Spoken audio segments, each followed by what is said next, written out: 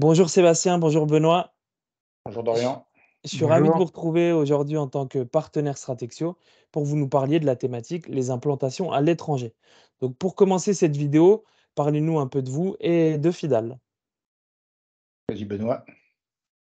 Bonjour à tous. Benoît Galichon, moi je suis avocat associé au sein du cabinet Fidal au bureau de Rennes et je coordonne les activités internationales de Fidal pour la région Bretagne.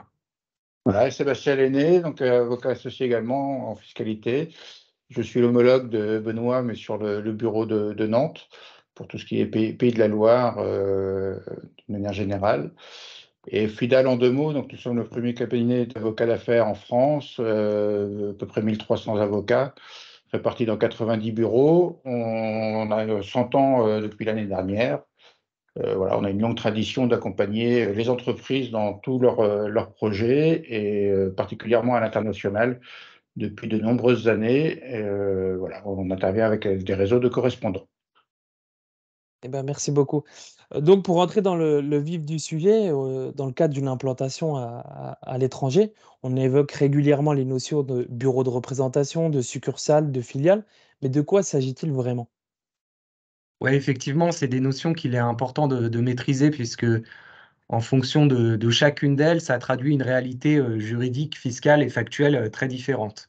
Et généralement, le choix entre l'une et l'autre de ces implantations dépend un peu du degré d'activité sur les territoires. Alors, la distinction fondamentale à retenir, c'est que un bureau de représentation ou une succursale, ça n'a pas de personnalité juridique distincte de la société qu'elle représente dans l'État en cause. Donc, on est vraiment sur une sorte d'extension, mais pas sur une personne distincte. C'est la vraie différence entre ce bureau de représentation ou cette succursale avec une filiale, puisqu'une filiale, c'est par définition une personnalité juridique distincte qui a une réalité juridique dans le pays d'implantation dans lequel la société mère souhaite se développer. Donc c'est ce point-là qui est hyper important parce que cette distinction finalement, personnalité juridique distincte ou non, va entraîner des conséquences juridiques administratives importantes en fonction des sujets.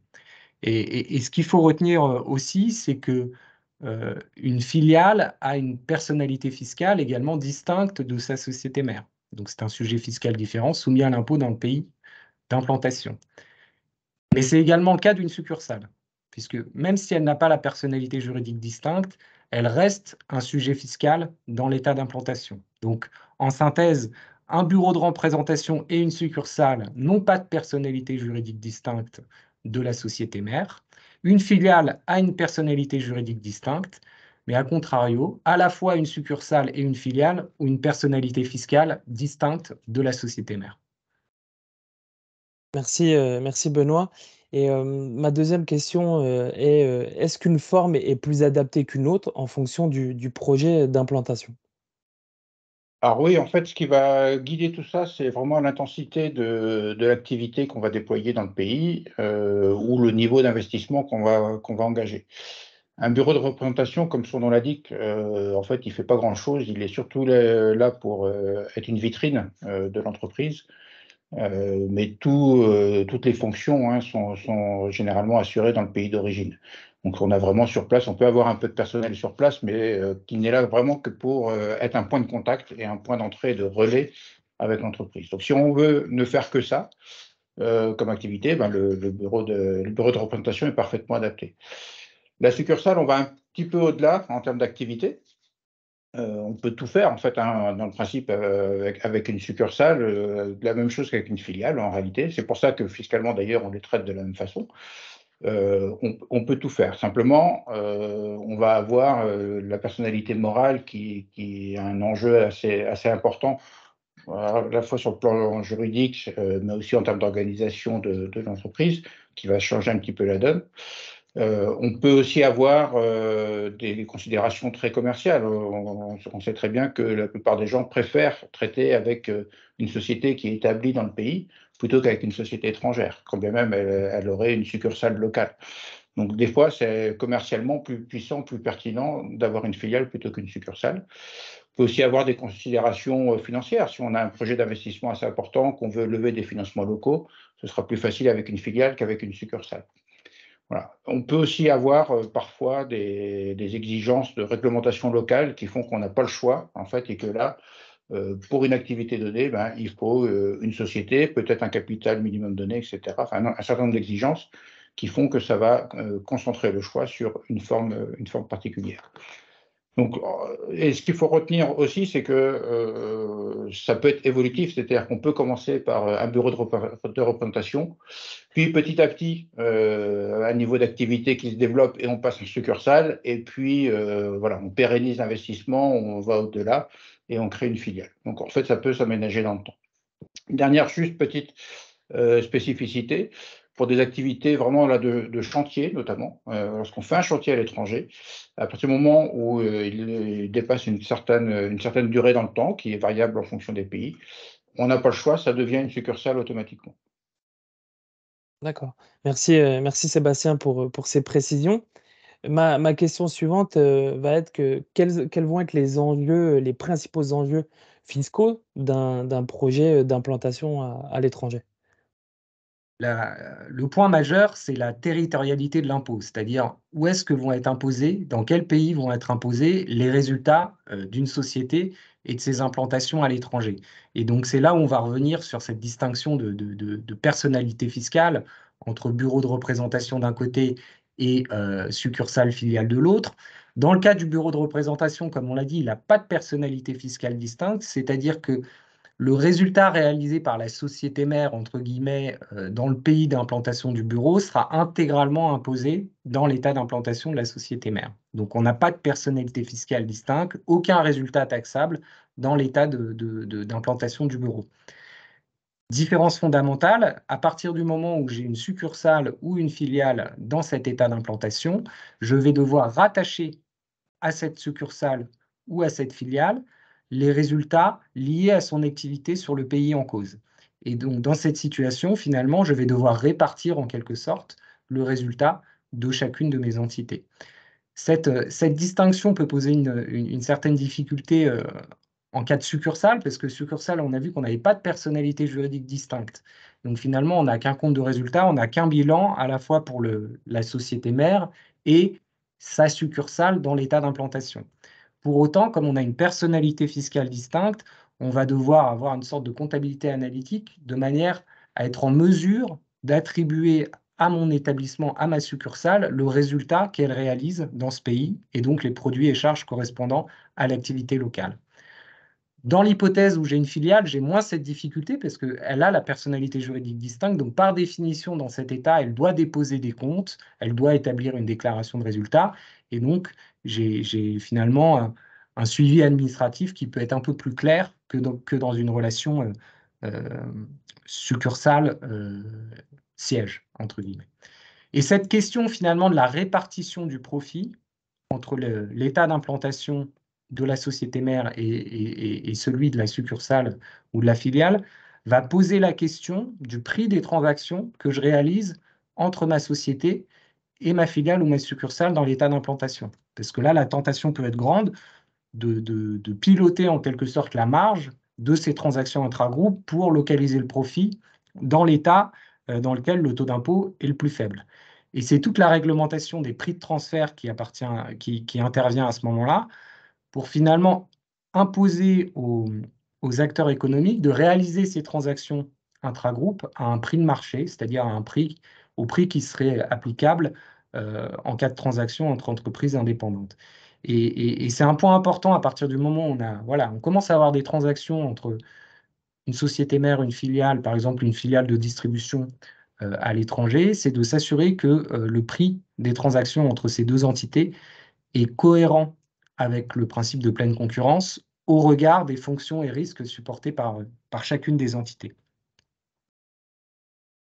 Et si on raisonne encore en termes de flux, à partir du moment où j'ai une implantation à l'étranger, voilà, je vais organiser en fait l'activité de l'ensemble la plupart du temps avec un bout de l'activité qui est réalisée en France, un bout de l'activité qui est réalisée à l'étranger pour au final aboutir à la vente du client. Et donc ça implique d'organiser l'ensemble des flux en fait entre la société en France, la société à l'étranger ou son établissement à l'étranger et les clients finaux.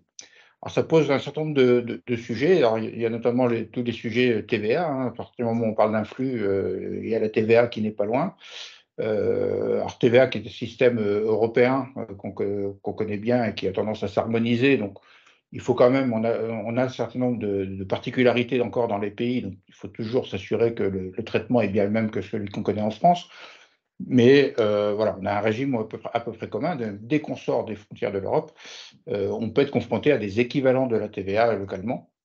Et donc, c'est important dans l'organisation des flux d'anticiper toutes ces formalités qu'il va y avoir à effectuer. Peut-être qu'il va falloir s'identifier, s'enregistrer, des exigences en termes de facturation, de mention, voilà, un certain nombre de choses. Donc la TVA est un sujet central sur les flux en fait qui sont induits par l'implantation à l'étranger. Et deuxième ou dernier point fiscal important, ce sont les retenues à la source. Ça, c'est extrêmement important de bien les anticiper. En fait, c'est quoi? C'est à partir du moment où je vends, par exemple, depuis la France, je vends une prestation de service à ma filiale à l'étranger. Ben, sur cette prestation de service, l'État étranger peut dire, ben, en réalité, je vais vous taxer un bout de cette prestation localement. Je vais considérer que vous avez réalisé un profit que j'ai le droit d'imposer. Et alors, là, on rentre dans quelque chose qui est compliqué parce qu'on a des conventions fiscales qui éliminent la double imposition, qui peuvent bloquer ces retenues à la source ou qui peuvent prévoir un taux réduit. Mais tout ça, ça suppose du formalisme et du formalisme qu'il faut mieux faire avant de devoir payer la retenue à la source. Et puis, si on ne l'a pas anticipé, ça peut représenter un coût extrêmement important.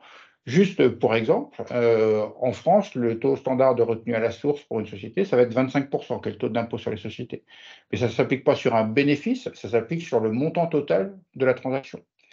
Ça veut dire que si ce n'est pas anticipé, 25%, ça peut être votre marge que vous passez en retenue à la source.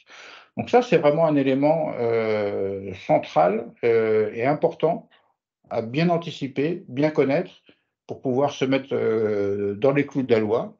Et puis, prévoir aussi, parce qu'on a ça, bien sûr, en intragroupe, mais on a ça aussi avec nos clients tiers. Et dans la relation contractuelle avec les clients, c'est important de traiter ce sujet des retenues à la source. Super, merci pour, ces précisions. Donc vous venez de nous parler des aspects, fiscaux, mais qu'en est-il des aspects, juridiques pour ces projets d'implantation à l'étranger? Ouais, tout à fait. Sébastien l'a évoqué un peu au début de son intervention. Le choix du mode d'implantation peut être guidé également par des considérations juridiques et aura aussi des considérations juridiques. C'est-à-dire que en fonction de son activité, on peut devoir, par exemple, pour candidater à des marchés publics locaux, etc., avoir une filiale sur place pour répondre à ces appels d'offres. C'est-à-dire que dans certaines situations, le choix entre succursale, filiale ou bureau ne se posera pas, puisque si je veux développer mon activité localement, d'un point de vue réglementaire, je peux me retrouver dans une situation à avoir l'obligation d'une personnalité juridique distincte sur place. Donc ça, c'est un premier point plutôt sur le choix du mode d'implantation. Après, il y a les conséquences juridiques de mon implantation à l'étranger, elles sont très diverses et elles couvrent tous les domaines juridiques de l'activité de la société. Il va falloir faire attention aux contrats que je conclus, par exemple, avec mes clients locaux ou avec mes fournisseurs locaux. Quel est le droit applicable, quelle juridiction compétente en quel litige, etc. Donc ça, je vais avoir des sujets qui sont très importants d'anticiper puisque finalement, c'est ce qui va permettre de sécuriser finalement les litiges ultérieurs. Je vais avoir toutes les questions liées à la protection des données personnelles, quelle réglementation est applicable, etc. Toutes les questions liées à la protection de mes actifs incorporels, mes marques, mes brevets, mon savoir-faire, sont-ils protégés localement, dans quelles conditions, sur quelle durée, etc., etc. Donc, tous ces aspects juridiques liés à l'exercice d'une activité dans un état autre que celui de départ, entre guillemets, sur lequel on maîtrise bien l'environnement, doivent être anticipés et étudiés en amont. Ouais, on a également un sujet pour lequel on a souvent un réflexe avec les États-Unis, c'est la question de la responsabilité. parce qu'on sait on a des dommages et intérêts aux États-Unis qui sont extrêmement élevés accordés par les juridictions si jamais le produit que l'on vend, par exemple, cause un dommage à quelqu'un. Et donc cette question de responsabilité, elle est centrale, et ce qui peut aussi pousser à créer une structure, une filiale dans un pays où on a ce type de responsabilité forte, parce que ça permet de faire un premier écran, et si jamais il y a une mise en cause de la responsabilité, ce sera en premier lieu celle de la filiale et pas celle de la société mère. Et donc ça, voilà, c'est un point important, et c'est un point important en termes d'assurance aussi, évidemment. Il faut être bien assuré pour couvrir la responsabilité. Dernier point peut-être juridique important, c'est tout ce qui concerne les litiges. On a des ordres juridiques et des fonctionnements qui sont différents d'un pays à l'autre, et donc le choix, comme l'évoquait Benoît, le choix de la loi applicable et des tribunaux applicables est important. Et c'est pas forcément la France qui est le meilleur choix. Ah, ça pourrait être tentant dans un premier temps de se dire bon, on fait ça en France parce qu'on connaît le droit français, on sera à l'aise devant les juridictions françaises. Très bien, mais on peut avoir un beau jugement devant une juridiction française, mais s'il faut aller le faire appliquer en Arabie Saoudite, on est peut-être un peu coincé. Alors que si on avait fait le choix de l'Arabie Saoudite, alors peut-être qu'on est moins à l'aise sur les tribunaux, on prend peut-être un risque là, mais si on a un jugement, pour le faire appliquer, ce sera beaucoup plus facile. Donc là, il y a une vraie réflexion, une vraie stratégie à mettre en œuvre sur le droit applicable, les juridictions compétentes. Et comme vous le savez certainement, on a aussi la possibilité d'avoir une justice privée, ça s'appelle l'arbitrage ou la médiation, qui sont des outils qui coûtent un peu plus cher, et encore, ça se discute, mais qui permettent vraiment là d'avoir des professionnels, on va dire, qui nous jugent, et non pas des juges, mais vraiment des gens qui peuvent connaître nos problématiques, et qui vont se référer à un droit et l'appliquer en fonction de ce qu'on aura décidé. Donc ça, ce sont vraiment des enjeux juridiques extrêmement importants. C'est un peu en cas de malheur, mais c'est important, et c'est notre métier de prévoir aussi ces situations-là. Ouais, effectivement. Et outre ces aspects, juridiques et fiscaux, y a-t-il d'autres points auxquels il faut porter une attention, particulière? Ouais, le champ voilà, le champ des points à vérifier est quand même assez large, parce qu'effectivement, en dehors des sujets purement juridiques, purement fiscaux, on a aussi certains sujets qui peuvent, entre guillemets, vous plomber votre développement à l'international s'ils n'ont pas été anticipés, et que voilà, il y a une difficulté qui se présente. On peut citer par exemple toutes les questions de contrôle d'échange, contrôle des capitaux dans certains pays, qui peuvent poser certaines difficultés pour rapatrier des sommes via des distributions de dividendes ou des paiements de prestations, etc., d'un pays étranger vers la France. Ça, c'est des choses qu'on peut rencontrer assez régulièrement. Il y a bien évidemment essayer d'anticiper dans la mesure du possible, ou de se couvrir sur le risque de change si on a des flux importants en devises dans ces pays-là.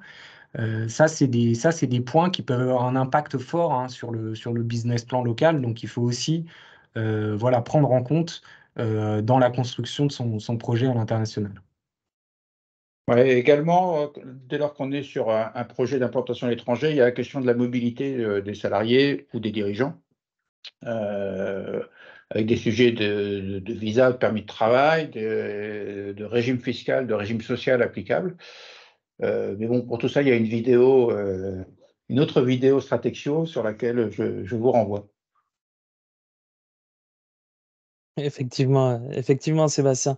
Et donc peut-être pour conclure, quels seraient, qu'est-ce que vous pourriez donner, comme bons conseils à nos entrepreneurs, et quels vont être les bons réflexes à avoir avant de se lancer dans un tel projet, d'implantation, à l'étranger? Comme tout projet d'envergure, finalement, le maître mot est toujours un peu le même, hein. Ça va être l'anticipation. Anticipation.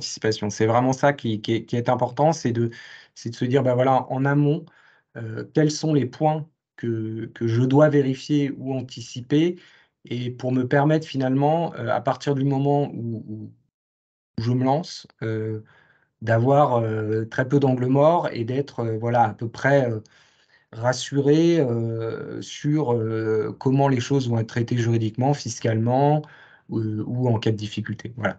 Donc c'est vraiment cette question d'anticipation, elle est primordiale et elle nécessite également voilà, un travail un peu sur voilà, la structuration de ce que vont être mes relations avec cette entité locale ou ce bureau à court, moyen et long terme.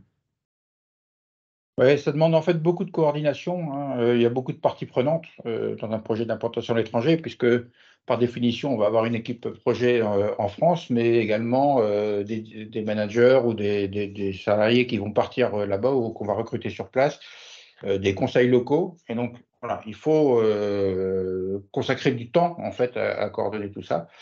Et je dirais que le maître mot, ou le deuxième maître mot après l'anticipation, c'est il faut s'en donner les moyens. Voilà. Effectivement. Et ben, merci, beaucoup à vous 2 pour votre éclairage et vos nombreux conseils directement applicables, dans les entreprises et vraiment j'invite les dirigeants, qui sont concernés par ces sujets à vous contacter directement, bah, pour se faire accompagner parce qu'on se rend compte que c'est un sujet quand même, hyper important mais qui reste quand même assez complexe et il faut vraiment bien, se préparer, se faire accompagner quand on décide de s'implanter, à l'international. Absolument, Dorian, et j'en profite pour rappeler que dans le cadre de notre partenariat avec Stratexio, donc le cabinet FIDAL offre 2 heures de brainstorming sur les projets internationaux. Et effectivement, et il faudrait pas passer à côté. Donc voilà, il me reste plus qu'à vous remercier une nouvelle fois avant de clôturer cette vidéo et vous retrouver bientôt sur les clubs, Stratexio. Merci, Merci au revoir. Benoît, merci Sébastien. Merci, au revoir. Au revoir.